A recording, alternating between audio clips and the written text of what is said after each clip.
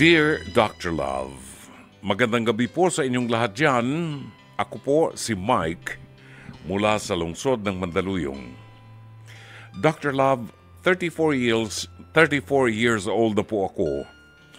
At alam niyo po bang hanggang ngayon ay problemado pa rin po ako sa buhay pag-ibig ko. Ganito po kasi, Dr. Love, mayroon po ako nakausap nitong mga nakaraang taon. Sa social media lang kami nagkakilala. Pero simula nang nakausap ko siya, parang ang gaan po ng pakiramdam ko sa kanya at parang matagal na kaming magkakilala. Tumagal din ng pag-uusap namin at parang meron ng development. Habang tumatagal, parang lalong lumalalim. Narin na yung sobrang concern sa isa't isa, ang mayat-mayang tanong kung kumain ka na ba, pagpapaalam sa tuwing matutulog na at pag-share ng kanya-kanyang problema, maging sa trabaho man o sa pamilya. As in, ang direksyon ay papunta na sa relasyon para bang mutual understanding or MU. Mag-un.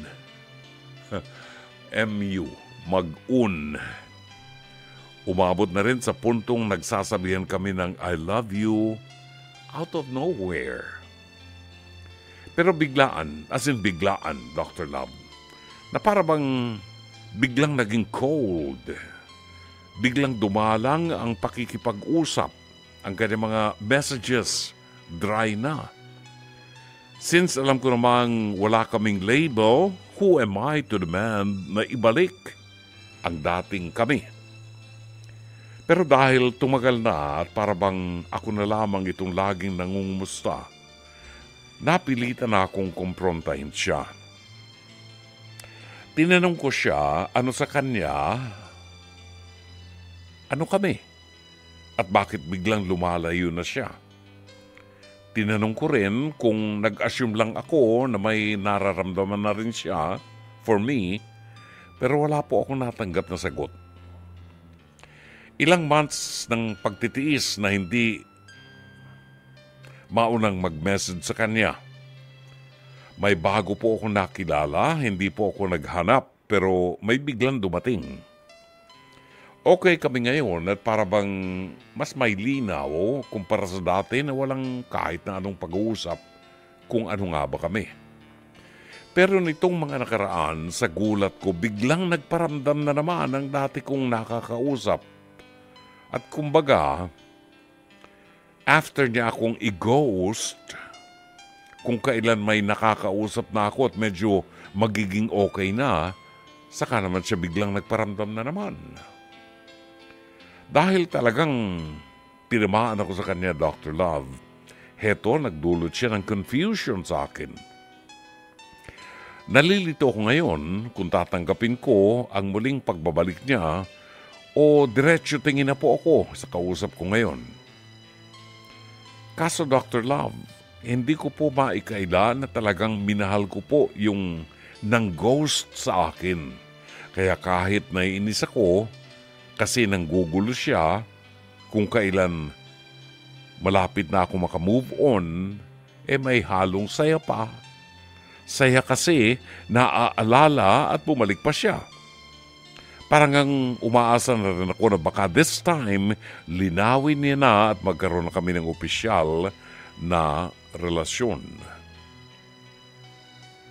Ano po ba ang dapat kong gawin, Dr. Love? Umaasa pong mapapayuhan ninyo ko. Gumagalang, Mike. Balikan natin ang liham kasaysayan ni Mike ng Mandaluyong. Maraming salamat, Mike, sa pagtitiwala mo sa ating palatuntunan. Si Mike ay 34 anyos na. Hindi sinabi ni Mike kung siya ay binata, may asawa, o hiwalay sa asawa. O merong apo. 34 anyos, hindi niya sinabi. Basta, umiibig lang siya at meron siyang nakilala sa social media. Nagkakilala sila At sa kanyang pakiramdam, parang matagal na silang magkakilala. Tumatagal ang kanilang pag-uusap at feeling niya merong nadidevelop sa kanilang dalawa. Habang tumatagal, para bang lumalalim na rin yung sobrang concern sa isa't isa. Wow, sweet, ano?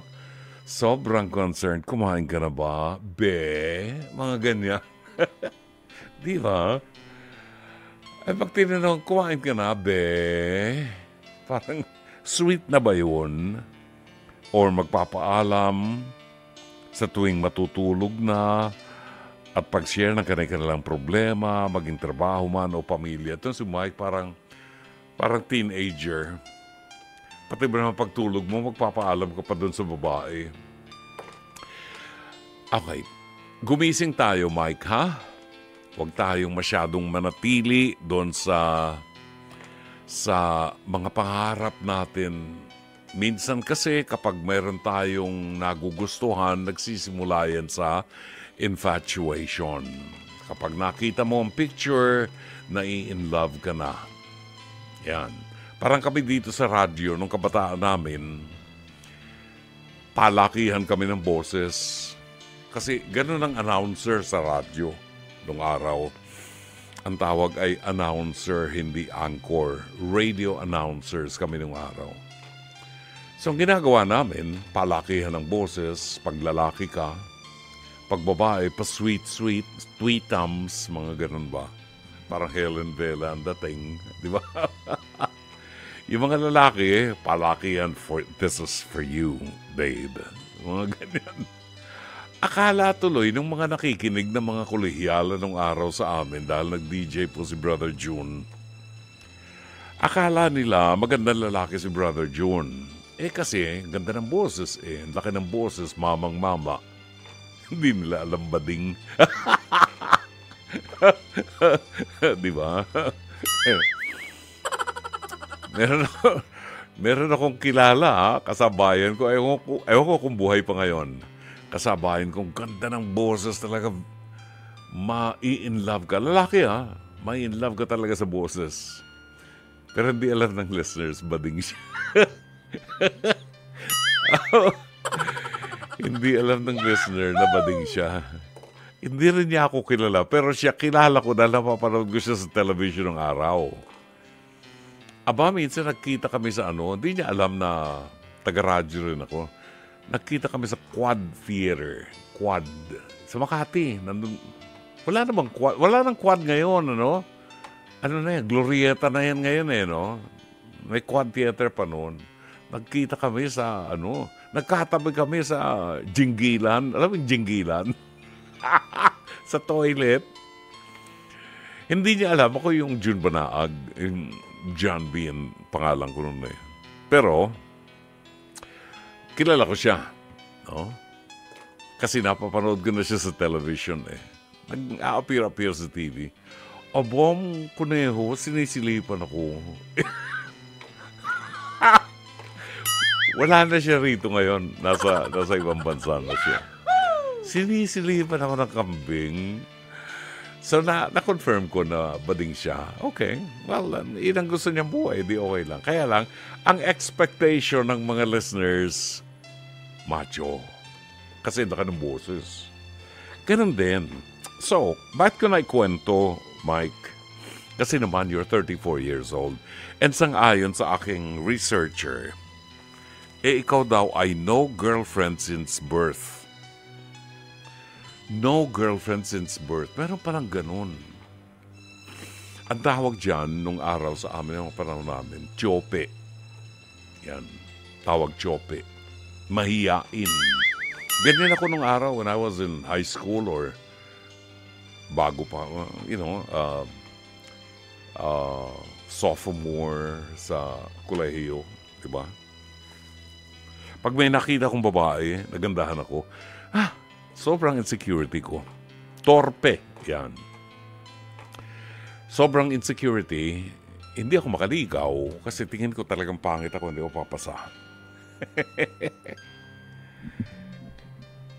Pero nang malaman kong pogi pala ako, Ay, naku, sumobra naman. Joke lang po yan. Going back to Mike. Mike, you're 34 years old already. By now, alam mo na ang social media ay ginagamit lang natin ang social media to get information, para malibang, ma-entertain tayo. When it comes to love, teka muna, itong Mike na ito, hindi ito si Mike Santillan, ha? Yung producer ko, hindi, ha? Okay. You're 34 years old, alam mo na ang social media ay hindi mo mapagkakatiwalaan, libangan lang yan. Oo, libangan lang yan ng social media. Huwag mong siseryosohin. Ako, kung gusto kong magalit at mainis, bubuksan ko yung social media, titingnan ko yung mga comments ng mga tao sa iba-ibang issue. Comments tungkol sa buhay ng artista, tungkol kay Ay de las Alas, yung paghihiwalay nila. At ako'y na-amuse sa klase ng komentaryo ng mga tao na akala mo mga personal na alam nilang buhay ni Ay de las Alas. Nakakainis Hindi naman ako mahalo. Gusto ko lang mainis. Gusto ko lang mainis. Wala lang. Para lang mawala yung boredom. So, when you speak of social media, huwag mong asahan na hulog na ang loob sa'yo or huwag mong ihulog ang loob mo sa isang taong hindi mo nakikita ng personal. Huwag ka ring maniwala sa picture na nakikita mo sa kanyang chubachenes, sa kanyang page. Kaya hindi ako ang dami nagre-request sa akin ng friends sa social media. Babasahin ko ang pangalan. Pag binaligtad ang pangalan, X ka na sa akin. Totoy. Binubura ko na yan. Or, gumamit ng picture ng cartoons or gumamit ng picture ng ibang artista, X na yan sa akin. Bakit? Kasi walang honesty. Ayokong magkaroon ng kaibigan. Kung magiging kaibigan ko na sinungaling or hindi ko mapagkakatiwala. Saan ka na nakakita ng taong ipipresent mo lang yung sarili mo, gagamit ka pa ng ibang muka? Di ibig sabihin talagang manluloko ka, kambing ka. Sino lulukoy mo? Si Jun Banaag? Itong tanda kong to. Kaya huwag tayong masyadong mahulog ang damdamin natin. Kung tayo nakikipaglambingan, sa babae na nakita mo sa Facebook, malay mo, hindi siya talaga yun. Malay mo, baka may bakokang yan sa binti. Malay mo, mataas ang expectation mo. Baka pag nakita mo siya, hindi pala siya yun. Maraming bagay na hindi mo pwedeng ipagkatiwala. Dahil yan ay social media. Andyan ang puntahan ng mga taong mga manluloko. Nakita mo na sa social media, ako hindi na ako umu-order sa doon sa, alam mo na yun, di ba? Hindi na ako umu-order dyan kasi sa dami-dami ng pag-order ko nung araw, ganun karami rin ako naloko, na-scam ako. Akala ko totoo, pagdating sa iyo, in-order mo, may batong nakabalot lang sa plastic or something. Ba't ka pa magtitiwala? Lalo, ipagkakatiwala mo yung emosyon mo. Hello, you need to grow up. Mike. Well, eto pang isang problema. Sa mga kabataan ngayon, nakikipagrelasyon sila ng quote-and-unquote walang label. Ano yung label? Magsyota na ba tayo? Hindi. Saan ka naman nakakita ng babae na makikipagrelasyon, ang tawag nila MU. Yan ang mga labels nila. Para ano? Para magawa yung gusto nila, ma-justify nila yung gusto nila. Yan din ang ginagawa ng ibang LGBTQIAWXYZ. Gagawa ng iba-ibang label, kundi kung ano mga gender identity. Hey, dalawa lang ang gender, male and female. Gagawa ng iba-ibang mga label, pagkatapos paglalaban, karapatan nila yun. Okay, fine. Pero sa akin, hindi pwede. Dalawa lang label sa akin. Male and female ang gender. So, yung label na mag-MU, mag-un, Mutual understanding, ginagamit lang yan. Mutual understanding. Understanding saan? Na parang hindi kayo magsyota. Magsyota kayo pero hindi kayo magsyota. Magsyota kayo pero pwede siya makipag-date sa iba. Magsyota kayo pero nakikipag-lip by lip siya sa iba dahil wala kayong label. Wala ka. Gusto mo ba yung ganon? Yung bunganga ng babaeng hahadik. Bunganga naman. Ano? Lips. Labi. Yung labi ng babaeng hahalikan mo, makikipag-lip by lip ka dyan, hinahalikan din ng ibang lalaki. Excuse me. Very unsanitary. Di ba? Kasi walang label. Bakit ka pumapayag sa isang babae na makikipagrelasyon sa'yo na hindi mo nakikita, hindi kanya nakikita, hindi niya alam kung circumcised ka o uncircumcised ka, nagkukumit siya sa'yo? Anong klase yun? Di ba? So, pag gumawa ka ng commitment, pag gumawa ka ng isang relasyon, kailangan may commitment. But how can you commit to someone na hindi mo kilala at hindi mo nakikita in person? Hindi mo alam kung bad breath ang tinamaan ng kulog na babaeng yan. Hindi alam ng babaeng yan kung ilang beses ka nagtututbrush sa isang araw. Hello? Let's just be honest, no? Kasi hindi kayo nakikita. Hindi niya alam kung ang kamay mo makapal sa kalyo dahil sa katatrabaho mo. Hindi mo rin alam kung paano siya lumakad, kung may kembot ba o, things like this. Huwag kang magtiwala. Ngayon, may nakilala ka na naman na isang babae sa social media din na ngayon nagpatibok ng puso mo na naman. Etong problema, bumabalik ang tinamaan ng kulog na unang na-inlove ka. Itong babaeng nag-ghost. Naku, may ghosting pa, no? Ano yan? Ano nga yung pelikulang yun? Ano nga yung pelikulang Ghost, ano? Sino nga yun? Gusto kong panoorin yun eh. Yung Ghost na yan. Yung lalaki na bida dyan, di ba magaling sumayaw yun? Magang katawan niya. Patay na yata yun eh. Yung lalaking yun, I forgot the name. And even the babae, the leading lady, I like the face. Hindi lang ko matandaan sa mga pangalan. Well, anyway, ginaw-ghosting ka ngayon, nagbalik na naman. At pinaaandaran ka, pinasasakay ka na naman. Ikaw naman kasi, dali mo sumakay sa balat ng mani. Huwag kang magtiwala dyan sa social media. Maniwala ka sa akin, Mike. Mas matanda ako sa iyo. At mas marami akong experiences. If you want to be serious with your relationship, see to it na magkakilala kayo in person. Sa isang relasyon, mahalaga yung naaamoy mo siya. Alam mo kung gumagamit siya ng cologne. Alam mo kung gumagamit siya ng pabango. Alam mo kung ang ginagamit niya ay oud at wala. Alam mo kung ang ginagamit niya ay perfume. Parfum. Diba? O oud at wala. Alam mo kung anong toothpaste ang ginagamit niya. Alam mo kung anong height niya. Alam mo kung anong korte ng balakang niya. Ganon din siya sa'yo. Alam niya kung mabango ang bad breath mo. Di ba? Mahalaga sa isang relasyon yung nakikita mo siya.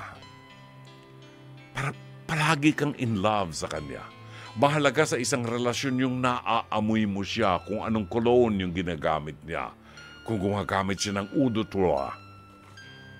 Mahalaga sa isang relasyon yung nahahawakan mo siya dahil alam mong nandyan siya. Mahalaga sa isang relasyon yung nadidinig mo ang boses niya dahil alam mong presensya niya. Kapag wala ang mga bagay na ito, delikado, Mike, ang pakikipagrelasyon at huwag mong seryosohin. Humanap ka ng babae na nakikita mo, hindi parang diwata. Kasi kung diwata ang hinahanap mo, baka mahilig kang kumain ng pares. Pag naghahanap ka ng diwata, baka mahilig kang kumain ng pares overload. At ewan ko sa'yo kung paano mo malulunok ang pares overload na yan kung ang syota mo ay kamukha ni Diwata. See? So ang mahalaga, yung sinabi ko sa'yo, nakikita, nadidinig, nahahawakan, nadadama, nararamdaman, naaamoy. Yan ang mahalaga sa isang relasyon. Sana'y natulungan ka ng palatuntunan ito. As always, Dr. Love.